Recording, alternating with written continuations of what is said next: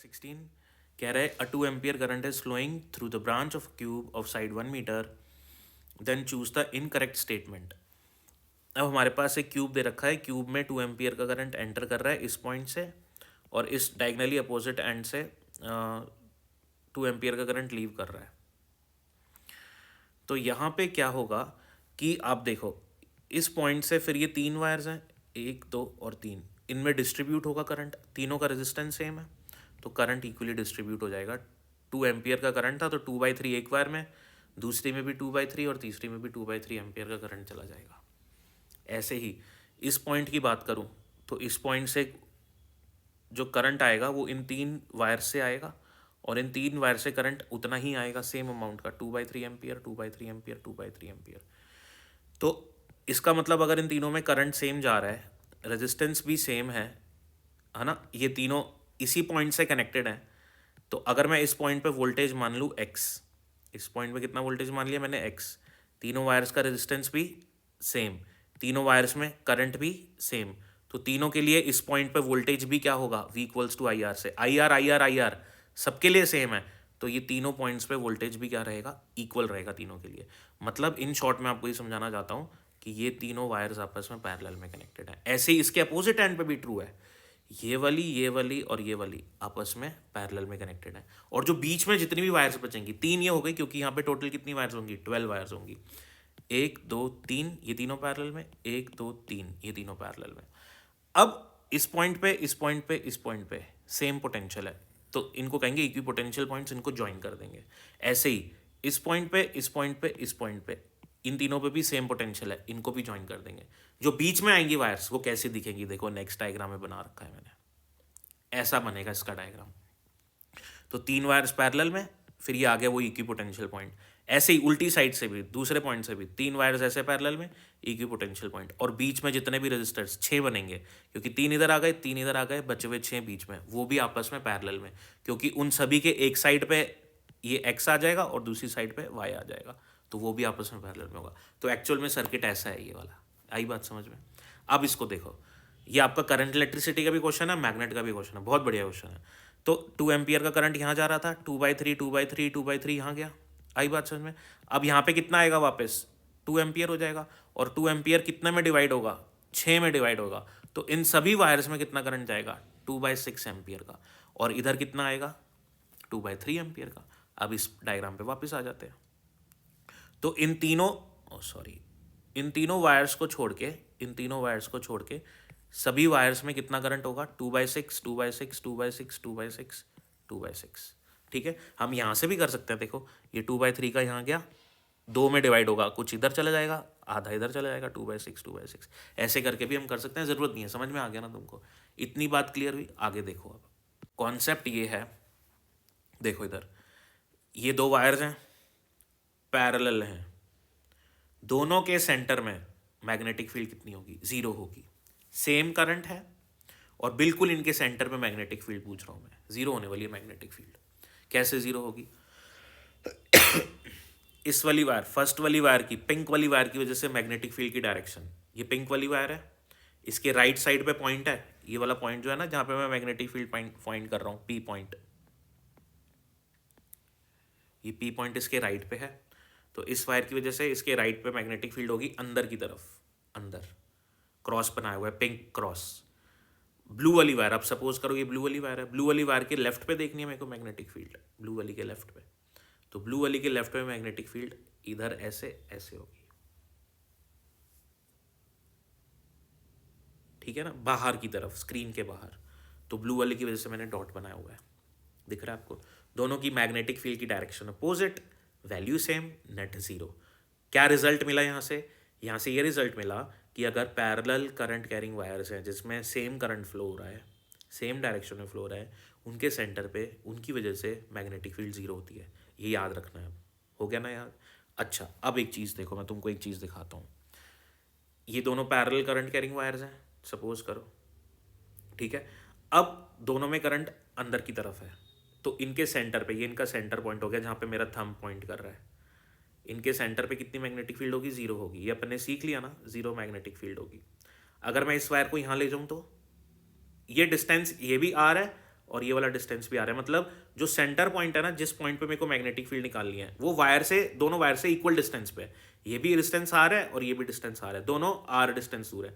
तो चाहे आप दोनों वायर्स को ऐसे रखो या ऐसे रखो, कैसे भी रख लो, किसी भी एंगल पे रखो, ठीक है ना, ऊपर नीचे आगे पीछे कहीं पे भी रखो, अगर दोनों वायर्स के बिल्कुल सेंटर पे आप मैग्नेटिक फील्ड फाइंड कर रहे हो तो वो जीरो होगी। आ रही है बात समझ में? तो चाहे मैंने इस वायर को यूं रख दिया, अभी भी पॉइंट ये पी है, अब ऊपर आ जाएगा पॉइंट ये यहाँ पे, अब वायर ऐसे हो गई, अभी भी इसी पॉइंट पे, बीच वाले पॉइंट पे मैग्नेटिक फील्ड जीरो रहेगी। इसको यहाँ स्क्रीन पे भी देख लो आप।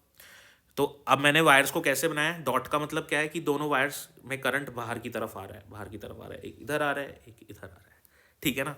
तो करंट बाहर आ रहा है, तो करंट बाहर आएगा वायर में, तो मैग्नेटिक फील्ड की डायरेक्शन कैसे रहने वाली है आपकी, एंटी क्लॉकवाइज। तो इस वाली वायर की वजह से, पिंक वाली वायर की वजह से मैग्नेटिक फील्ड ऐसे होगी, तो इस पॉइंट पे क्या डायरेक्शन होगी, टेंजेंट, ऊपर की तरफ।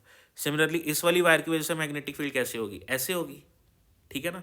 तो इस पॉइंट पे क्या हो जाएगी, ऐसे नीचे की तरफ, टेंजेंट। तो नेट अभी भी जीरो हो गया। अच्छा, अब देखो मैंने एक केस और क्या करा, मैंने इस ब्लू वाली वायर को, ये डिस्टेंस अभी भी आ रहा है, ये डिस्टेंस अभी भी आ रहा है, यहाँ पे भी ये डिस्टेंस आ रहा है बेटा, ये भी आ रहा है, और ये वाली डिस्टेंस भी आपकी आर है, ये भी डिस्टेंस आपकी वायर से सेम डिस्टेंस लेनी है अपने को।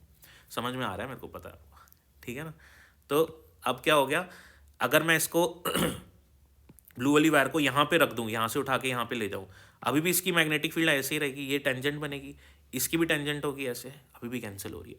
तो अगर ये यहाँ पे यहाँ पे यहाँ पे कहीं पे भी रख लो आप, डिस्टेंस सेम है, तो मैग्नेटिक फील्ड ने कैंसिल होना, डायरेक्शन सेम, करंट होनी चाहिए, मैग्नेटिक फील्ड की और करंट की डायरेक्शन सेम होनी चाहिए, ठीक है। अब इधर आ जाओ, क्यूब में आ जाओ। अब यहाँ पे दो पेयर क्या ऐसे बन रहे हैं, दो पेयर ऐसे बन रहे हैं जो मैग्नेटिक फील्ड को सेंटर पे कैंसिल कर सकें। क्वेश्चन में पूछ रहा है कि जो इसका बॉडी सेंटर होगा ना, बॉडी सेंटर तो पता है आपको, वैसे केमिस्ट्री का तो आपको चैप्टर ही डिलीट हो गया नीट वालों का, है ना, सॉलिड स्टेट जो भी चैप्टर है। तो इसका जो बॉडी सेंटर होता है उस पर मैग्नेटिक फील्ड अपन को फाइंड करनी है, जीरो होगी या नहीं होगी ये चेक करना है। तो अगर मेरे पास दो पेयर ऐसे बन गए जिनमें सेम करंट है, सेम डिस्टेंस में, गई मैग्नेटिक फील्ड जीरो हो जाएगी उनकी वजह से। तो देखो अपन को ढूंढना पड़ेगा अब ये है 2/3 एम्पियर, पैरेलल होनी चाहिए वायर्स, और ये 2/3 पैरेलल नहीं है ना ये, तो पैरेलल ढूंढनी है अपन को। देखो एक ये रही 2/3 एम्पियर की, इसके पैरेलल क्या कोई और वायर है क्या, इसके पैरेलल कोई और वायर है जिसमें सेम करंट है, हाँ ये रही, है ना। तो 2/3 और ये 2/3, अब कितना भी एंगल हो इनके बीच में दैट डजेंट मैटर, बट यहाँ पे इन दोनों की वजह से मैग्नेटिक फील्ड जीरो होगी क्योंकि करंट सेम डायरेक्शन में और दोनों पैरेलल है, ठीक है। सिमिलरली इसकी वजह से और इसकी वजह से यहाँ पे मैग्नेटिक फील्ड क्या होगी, जीरो होगी, किसी भी एंगल पे हो पैरेलल वायर्स। आई बात समझ में, सेम डिस्टेंस है दोनों से, ये सेम डिस्टेंस है, ये भी आ रहा है और ये भी आ रहा है भैया, ठीक है। तो इसका भी पेयर ये हो गया, इसका पेयर ये हो गया, ऐसे ही इसका पेयर भी होगा, ये वाला इसका पेयर ये रहा गया। ऐसी बची हुई वायर्स हैं, ये 2/6 है, ये भी 2/6 है, इसकी वजह से भी गया, ये 2/6, ये भी 2/6 वाला एम्पेयर, ये भी गया, और एक ये 2/6 और एक ये 2/6, इसकी वजह से भी गया। तो नेट मैग्नेटिक फील्ड सेंटर पे घूम फिर आके हो गई जीरो, बिल्कुल कॉन्सेप्चुअली याद रख लो अब इसको। तो सेंटर पे जो मैग्नेटिक फील्ड होगी इसकी वो हो जाएगी जीरो। तो the magnetic force acting on a moving charge at the centre of the cube is zero. तो अगर इसके सेंटर पे कोई मूविंग चार्ज होगा ना, चार्ज मूव कर रहा होगा यू वेलोसिटी से, उस पर फोर्स क्या लगेगा, जीरो। क्यों, क्योंकि वहाँ पे मैग्नेटिक फील्ड ही जीरो है, तो फोर्स भी जीरो हो जाएगा। तो हम चेक करते हैं इसमें नेक्स्ट ऑप्शन। यहाँ पे हमको ये तो पता लग गया कि हमारा जो फर्स्ट ऑप्शन है जो कह रहा है कि the magnetic force acting on a moving charge at the centre of the cube is zero, ये तो हमारा सही है ऑप्शन। हमको क्वेश्चन कह रहा है इनकरेक्ट ढूंढो, तो सेकेंड वाला ऑप्शन हम चेक करते हैं। सेकेंड ऑप्शन क्या कह रहा है हमारा, सेकेंड ऑप्शन कह रहा है the net magnetic field at the centre of cube is zero. भाई सेंटर पे अभी तो बताया मैंने आपको कि सेंटर पे मैग्नेटिक फील्ड क्या रहेगी, जीरो रहेगी, तो ये ऑप्शन भी मेरा करेक्ट ऑप्शन है। थर्ड ऑप्शन देखते हैं, ऑप्शन नंबर 3। तो थर्ड ऑप्शन कह रहा है the magnetic force on a charge particle at rest inside the cube is zero.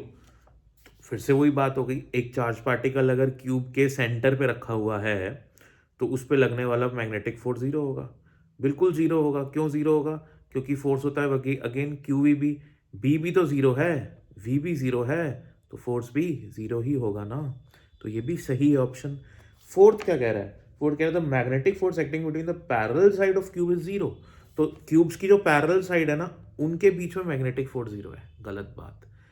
इसमें कुछ करंट है, इसमें कुछ करंट है, तो ये दोनों में सेम करंट है, दोनों एक दूसरे को अट्रैक्ट करेंगी, तो फोर्स आपका दोनों वायर्स के बीच में ज़ीरो नहीं होगा। दोनों में सेम करंट जा रहा है, सेम डायरेक्शन में करंट है, both wires will attract each other, तो ज़ीरो तो नहीं होने वाला फोर्स। इसलिए ये वाला जो पॉइंट है अपना फोर्थ पॉइंट, ये गलत है, और ये हमारा आंसर भी है, क्योंकि हमको क्वेश्चन ने गलत ऑप्शन पूछा है। बाकी आप कोई भी वायर चेक कर सकते हो, सब में कुछ ना कुछ करंट है, तो सभी वायर्स एक दूसरे को, ये वाली वायर जो एक दूसरे के पैरेलल है, अट्रैक्ट करेंगी।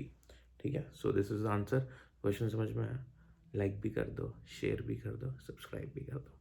बाय।